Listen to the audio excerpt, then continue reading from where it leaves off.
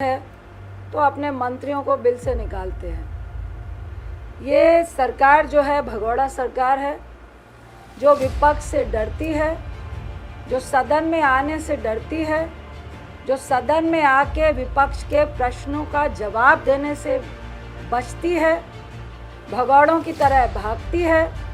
हमारा सिंपल सा सवाल था, सिंपल सी डिमांड है कि प्रधानमंत्री सदन में आए। हमारी सिंपल सी डिमांड है कि हम फर्स्ट आइटम 267 राज्यसभा में और एडजर्नल मोशन लोकसभा में मणिपुर हिंसा पे चाहते हैं कि बहस हो। फर्स्ट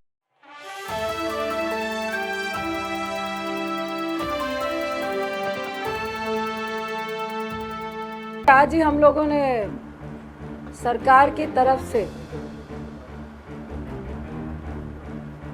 महिला बाल विकास मंत्री ने अपनी स्टेटमेंट दी।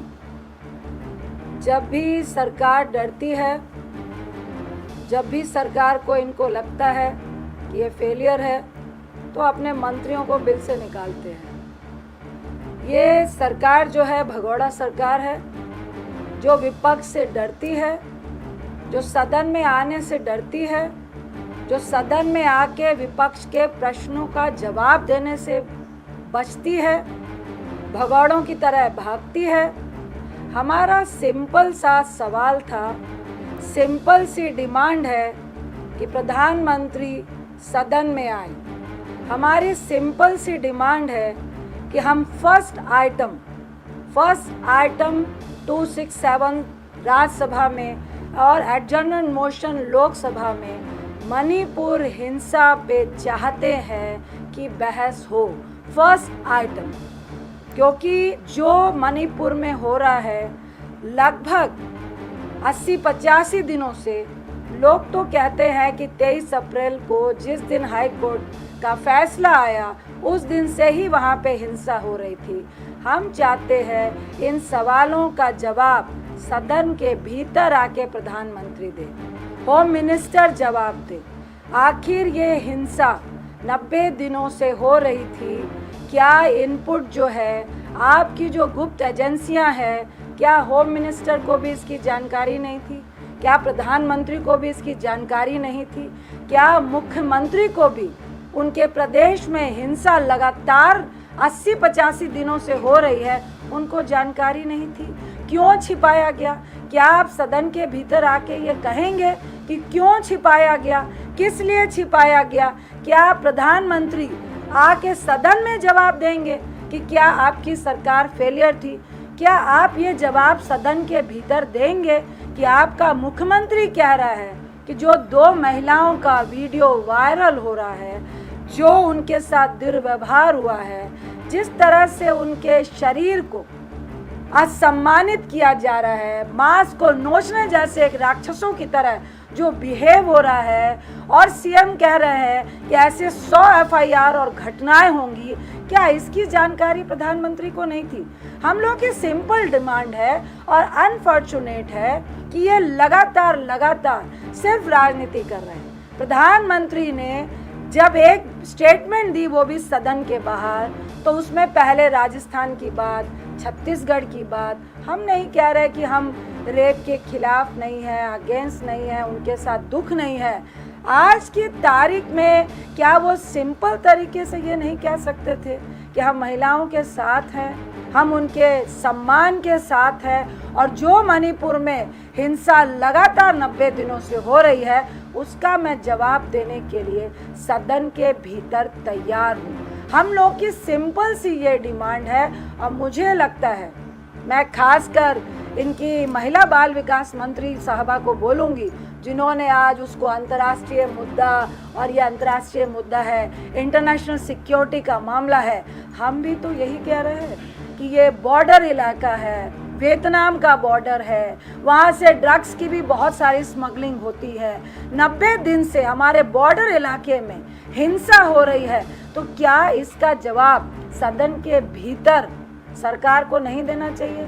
आपकी सरकार भगौड़ों की तरह बिहेव क्यों कर रही है? ऊपर से अपने मंत्रियों को बिल से निकालते हैं। अरे मंत्री को भी बुलवाना है तो सदन के भीतर बुलवाइए। बाहर में मैं उनसे एक रिक्वेस्ट करूंगी कि जिस पार्टी में महिलाओं का सम्मान नहीं है, महिलाओं को जिस तरह से नोचा गया है, उसके लिए आपको एक शब्द भी बोलने का ऑर्डर नहीं है, तो निश्चित तौर से जिस पार्टी में महिलाओं का सम्मान नहीं है, आपको उस पार्टी को नालक माननी चाहिए और अपने पद से आपको भी इस्तीफा दे देना चाहिए। अपने कोई क्वेश्चन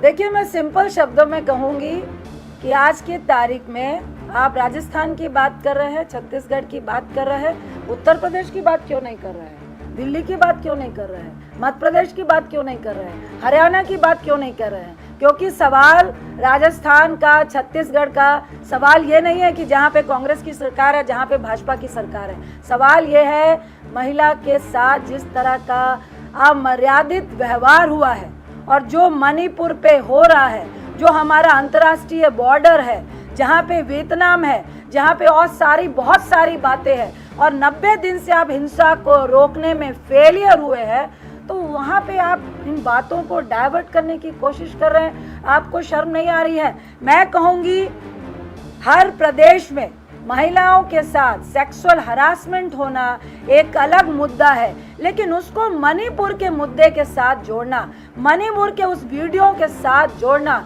मुझे शर्म आ रही है। मैं आपको दिल खोल के बोलती हूँ, अगर महिला विकास मंत्री सुन रही हो तो मुझे हर प्रदेश में, हर जगह पे जहाँ पे महिलाओं के साथ अगर इस तरह का दुर्व्यवहार होता है तो मैं उनके साथ खड़ी हूँ। कभी आप तो भी बोलिए। अभी आप मणिपुर का हुआ तो आप राजस्थान की बात कर रही हैं। नालत है आपकी इस राजनीति में। आपने एक भी शब्द पहलवानों के लिए बोला था क्या? आपका सांसद बेल लेकर खीखी कर रहा है, मीडिया की बहनों के साथ बदतमीजी कर रहा है, लेकिन उसको सेक्सुअल हरासमेंट पे, जिस पे पॉक्सो भी लगा था, उसको आप जेल से बाहर कर देते हैं और आप सफाई पेश कर रहे हैं। अभी आप मणिपुर की बात करें और मैं मीडिया के माध्यम से सरकार को बोलना चाहूंगी कि भगौड़ा मत बनिए। हिम्मत है तो सदन के भीतर विपक्ष के प्रश्नों का उत्तर दीजिए।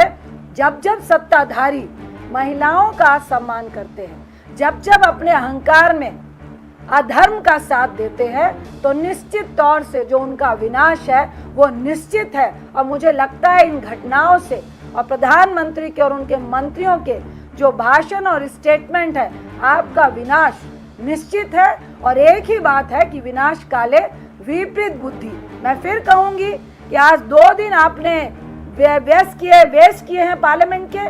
हम फर्स्ट आइटम 267 एडजर्नमेंट मोशन में जो अति महत्वपूर्ण है, मणिपुर का जो इशू है, 150 लोगों की डेथ हुई है, 50,000 लोग लगभग बेघर है, लगातार वहाँ पे हिंसा हो रही है, इंटरनेट बंद है, एक दूसरे विलेज में लोग बंकर बना कर लड़ाइयाँ कर रहे हैं। उनके पास जो आर्म्स है, जो हम लोगों को सूचना मिल रही है, वो आपके पुलिस के पास भी नहीं है। जो महिलाओं के साथ व्यवहार हुआ वो पुलिस से छीन के लेके गए। उनके बेटे को भाई को मार दिया गया, पति को मार दिया गया। इन सवालों का जवाब हम सदन में चाहते हैं। आप आकर हमारे सदन में, अगर आप डरते नहीं हैं, आपका 56 का सीना है, तो इन सवालों का जो जवाब है सदन के भीतर देना सत्ता पक्ष वालों का कर्तव्य बनता है।